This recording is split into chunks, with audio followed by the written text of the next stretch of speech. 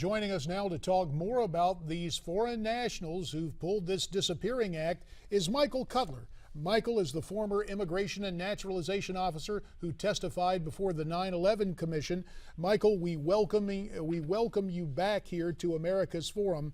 Mentioning the 9/11 Commission, we just heard former New Jersey Governor Tom Keene in that ABC News report tightening up the student visa program. That was one of the recommendations. So what happened to that recommendation, Michael?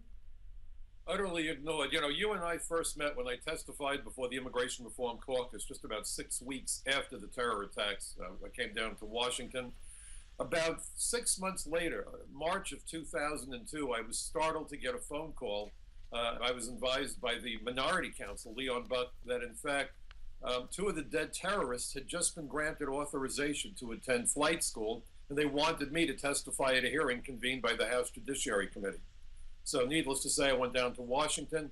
It was bizarre. You had two of the dead terrorists, Mohammed Atta, Marwan al-Shehi, Atta being one of the leaders, applied to go to flight school, of all things. 6 months to the day after the attacks, they gave him permission, and his colleague, if you will, permission to go to flight school. By then, the whole world knew that A, they were terrorists, B, they were dead. Then Chairman Geekus was beside himself.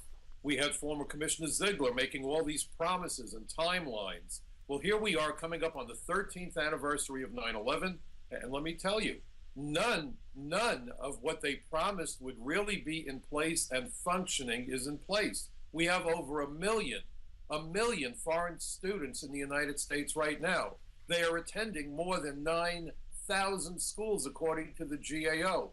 You have 7,000 immigration agents, probably no more than 3,000 of them tasked with enforcing immigration law. So how many agents do you think they're really going to have out there looking for the 6,000 students? We don't even know if these schools exist on anything but paper. I mean, this is a fiasco. And by the way, one of the top 10 countries that send us their so-called students is Saudi Arabia. Now, I'm sure there are decent people from Saudi Arabia, but we can't overlook the connection that the Saudis had to the 9/11 attacks. Michael, there's also word that some of these institutions are more concerned with selling visas rather than educating students. Can I ask, what have you heard, and what can we do about this? You need agents. I mean, at the end of the day, you need people on the ground. You know, we keep hearing boots on the ground in the military. Is it any different with any law enforcement effort?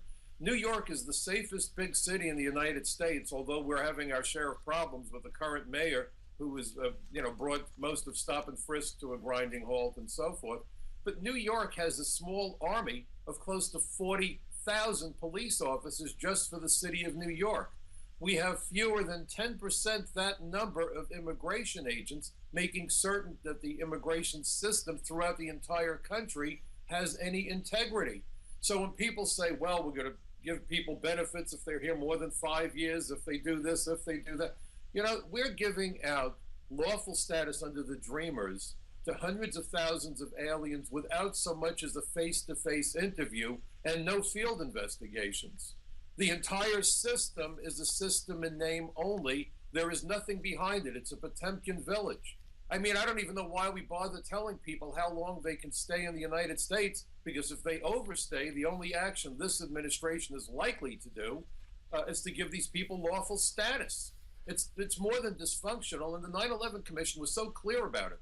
The Commission noted that immigration fraud, benefit fraud, the ability to enter our country in the first place were the primary tools of the terrorists to not only enter the country, but embed themselves. And the response has been an overwhelming zero, and nobody from either party is talking about hiring lots more agents and empowering them with all the support they need to do an effective job. We're setting ourselves up for the next disaster. Michael, you mentioned manpower and the lack thereof in the United States. Across the ocean, our British cousin, David Cameron, the Prime Minister of the UK, is looking to give the UK's equivalent of the Border Patrol Police the authority to revoke passports of people who are suspected of terrorism.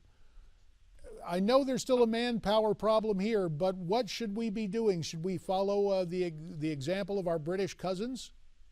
Well, we need to do something. I'll tell you, I would start with ending the visa waiver program. You know, on 9/11, we had 26 visa waiver countries. Chile became number 38 just a couple of months ago. The 9/11 Commission noted that if we don't tighten up on the process by which we give visas, we're going to have a problem. We're hearing about Americans that are now fighting with ISIS, okay? How many of them are naturalized citizens?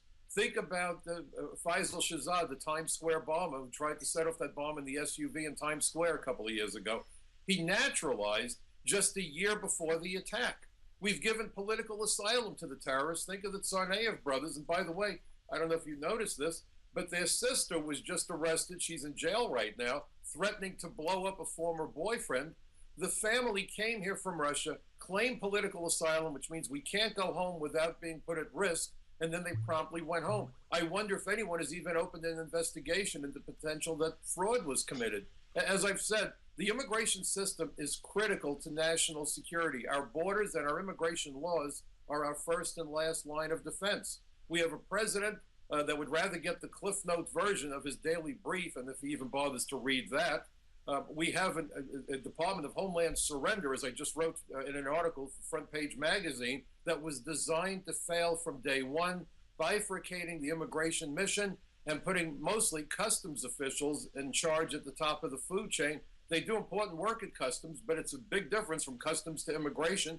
We have always de-emphasized immigration. It's time we got serious and understand that for our terrorists in waging asymmetrical warfare, when they want to get behind the enemy lines, our borders are the enemy lines for them. Michael, as you relay all that information to us, it's all disturbing. But I want to get back to the 6,000 student visas. You spoke earlier of over 1 million students in the United States. Yes. Given the other cases you're talking about, in your opinion, are Islamo-terrorists hiding in plain sight in just about any town, USA? There's no shock.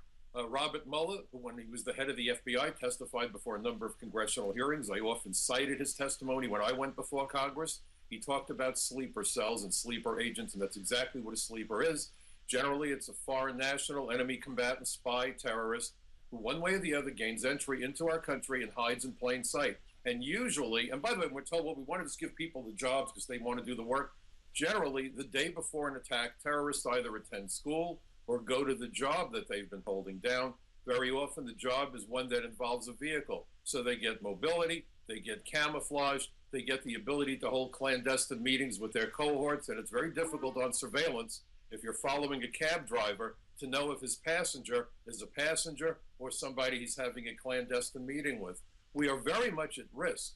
You have cities around the country providing sanctuary to people who snuck into our country, giving them driver's licenses. Go back again to what I said about the need for mobility.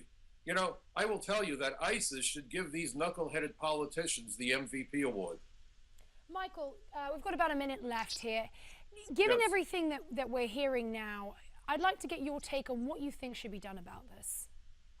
Well, immediately we need to form an immigration task force. You know, when the Iranians overran the embassy in Tehran back in '79, I was one of the agents told to go out and look for the Iranian students, by the way, again, who went missing in America. Sound familiar? We couldn't find our backside with a flashlight in both hands. We didn't have the ability. We still don't have the ability. We need an immigration task force. They ought to be pulling agents from every agency the way we do on the drug task force, make immigration the priority.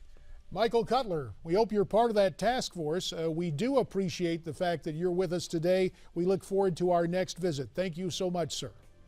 Thank you so much for having me. Thanks for covering this very important subject. You bet. Another important subject, this question, it's part of our poll today. We are asking you this question.